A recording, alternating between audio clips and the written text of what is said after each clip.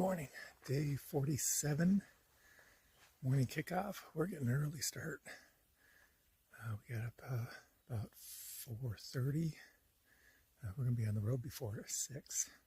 Try and get some miles in before it heats up and get the water cache before it goes dry. But I was looking, there's like hundreds of gallons at the water cache, so that's not a concern. But we'll still get going early and get some miles in before it heats up. Had a major faux pas this morning. Normally, when we get up this early, before the birds start getting up, I set my alarm. I normally hear people rustling, so I turn my alarm off. And so I did that today. Go up, first thing I'd go up and dig my cat hole, do my business. Normally I take my phone with me, but I left in my tent today. So I'm doing my morning business. And all of a sudden I hear my alarm go off in my tent.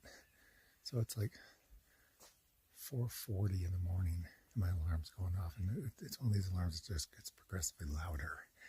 And so I'm up the hill doing my business, and my alarm's just going off, just waking everyone up in camp at 4:40 in the morning. So I try and finish up early, or finish up fast, and run down, turn off the alarm. But by then, man, I woke up the whole camp.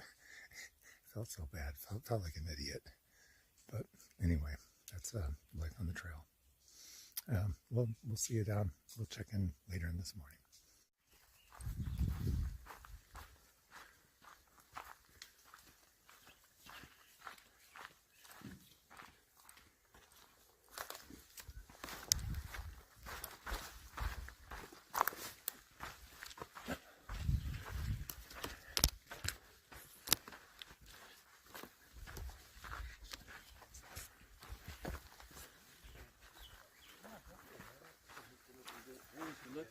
Hey, see you guys.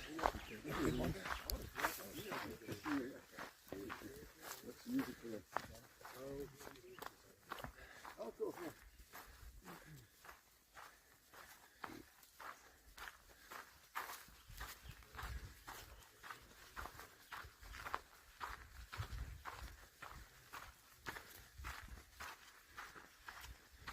Okay, so you could just see walking out of camp. There are probably 25, 30 people camped down low. There were 7 of us camped up high.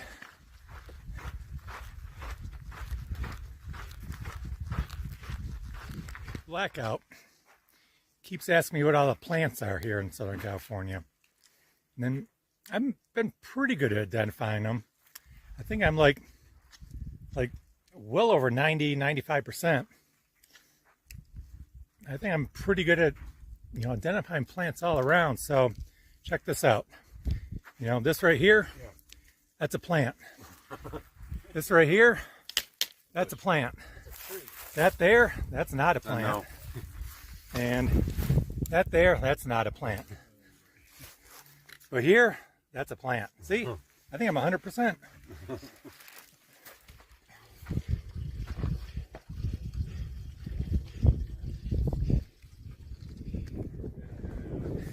34 miles between water sources. So this is cache number 1. Look at all that water. There's like 75 5-gallon jugs of water. There's support all of us that are hikers. Everyone's dumping it up. And then we got about 14 miles, and I think there's going to be another one something like this. Otherwise, trying to go 35 miles carrying enough water, that'd be insane. With like 4 or 5 days of food, be some heavy packs. So this makes it doable, but it's still hot. It was nice hiking today. We did 14 miles to here, about like 11:30. We got 8 miles, and it's heating up fast. So we'll go slow, 1 foot in front of the other, and pack's loaded up. I just added 4.5 liters of water, so that's another 10 pounds to the pack. So it's going to be a hot, heavy haul, but we'll get there. 1 foot in front of the other. See you down the trail. Close out for day 47. It's a little bit past 7. Everyone else is going to bed. I'm headed there shortly. These 2 days are really tough. We kind of escaped the heat in the aqueduct section. but between Tehachapi and Kenny Meadows, it's getting hot. And today we got up early. We were on the trail by like 5:50, something like that. We did like 14 miles by 11:30 to the water cache. That water cache with Godson. Stocked up on water. We took about an hour and a half at the water cache to eat lunch and rest up. But then we had like 8 miles to go to camp, and the sun was just brutal. We're out in the open. There's no shade. It's just hiking in this. That's the terrain. So it's just it wasn't super hot. It was like maybe 85, 86. But when you're just exposed, hiking uphill, and it was like the first mile and a half was downhill, then the next whatever 6.5 miles is uphill. So uphill with 4.5 liters of water, that's like 10 pounds you just add to your pack. So our packs are nice and heavy going uphill, and it's just the constant uphill in the sun, just baking, it just saps your energy. I was just so beat. I came close a couple times just to quitting early and just waiting out the sun. You can see now why people take like long siestas, and it's not bad now as the sun's going down. But when you're doing it from like 1 to 4 in the afternoon, it is just brutal. So that was today and yesterday. We're gonna get up early again tomorrow. I gotta look and see what the terrain looks like. If it's anything like today, I think I'm gonna take a siesta from like 1 to 3 or something, and then I just hike later in the day, because you just can't sustain this pace. But we're 3 days in. We got about 3.5 to go. It was too hot when we got to camp to cook dinner, so I just had another tortilla with Nutella and pepperoni. So I got an extra dinner. Might be running low on lunch. Just hoping that the weather cools down, and maybe I'll have a dinner for lunch someday. I just couldn't stomach it tonight. I guess that's about it. I guess we just missed some trail magic at the water cache, but that was like an hour later. What else? I think that's about it. Oh, the knee's holding up good. So the knee that I found yesterday, I was concerned it was going to swell up, but I could feel it this morning because we were pushing it a little bit. But by lunchtime it was all good. So I didn't feel that at all. So that's one silver lining. Okay, I guess that's about it. We'll see you tomorrow.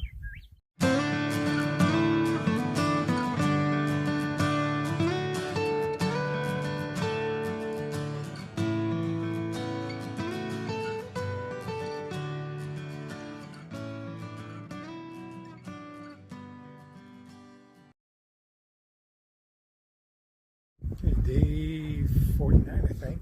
Today's June 1st. We are breaking camp again before 6 in order to get as many miles as we can before it gets hot. Going up for our second water cache in about 8 miles. I think we got 13 miles after that. So we'll see how today goes. I think it'll be better. The big climb is right after the water cache. So hopefully we can knock that out before noon and not fry our butts off. So we'll see it on down the trail. It finally got blocked from the wind a little bit. Here's panorama. Big valley. Look at that.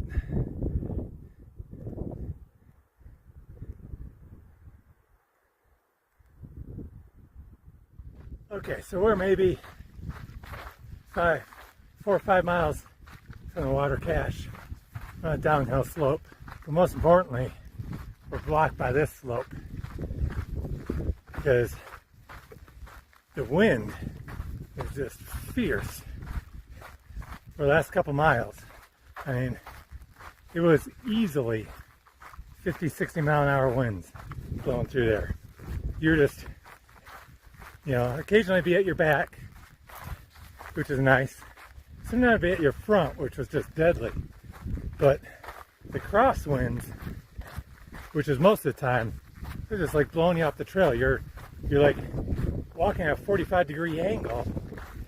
Your poles are all over the place just to stay on the trail. was like walking a tornado. And we get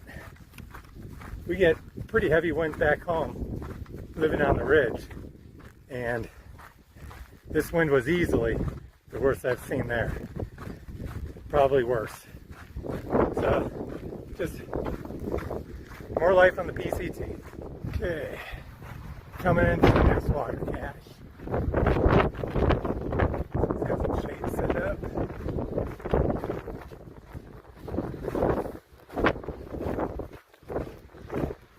And as promised, lots of water. Similar to the other one. This is going for the next 15 miles. Yeah. It's not really a ton of water here, but this has got all kinds of battery banks. People to charge. These are fresh. And these two are spent. They'll pick them up and recharge them. Look at all these. There must be 75 to 100 battery banks here. We got some books, and then we got some TP, some duct tape, some Advil, salt sticks, all kinds of stuff here. Pretty nice stash. Start this panorama from the right and go left. You can see the desert floor, long road down there. I'm going this way because we finish up just at the beginning part of the Sierras. You can see some snow-capped peaks over there. A lot of people on the trail are thinking that's Whitney out there, but there's no way you can see Whitney from here. We're probably 80 miles south of Whitney. And there's a couple 14,000 foot peaks in between us and Whitney. But that is the Sierras up there, so a couple days we'll be up there. Okay, end of day 48. This is June 1st. So I've been on the trail for, I guess, a little over 6 weeks. Today wasn't as bad as yesterday. Today, it was a long day. We did about 20 miles. Still had to do some water carries. Luckily, there was a cache. I think tomorrow is the last day of the long water carries and the water problems. And then we're like 2 days out from Kenny Meadow. So we're getting there. We hiked up to McLiver's spring and cabin. There's an old wooden cabin here, and there's a spring, so there's a bunch of people camping here. All in all, good day. Let's see, not much else going on today. Trail crossed dirt road for about 2.5 miles. We're playing tag, had a bunch of these UTVs. There's one there hanging out the spring, but there were about 4 of them that passed us at lunch and passed us on the trail, kicking up dust and that. So that was different. But today, while we had our uphill climb in the afternoon, at least it was windy. So I kept the temperature down, and there was a little bit of shade. So much better than yesterday. Yesterday I was just dying. But the 20-mile days are adding up. I'm starting to feel them. I'll be glad to get to Kenny Meadows and take a day off. They're long out here. You got to carry a lot of food and water, and just one day after another, they start stacking up. Other than that, everything's good. We're gonna spread out camping because just trying to find flat spots. I'll take you around here in a second, show you where everyone's camping. Got Blue Growler's tent there, my tent there, a bunch of other people setting up over there. I see Gandalf, and then way over yonder, you can see Blackout and Dr. Tom. There's a few more people camping down by the cabin. I don't know if you can see the cabin over there a little bit behind the tree and on the other side of the spring. So a bunch of people camping down here.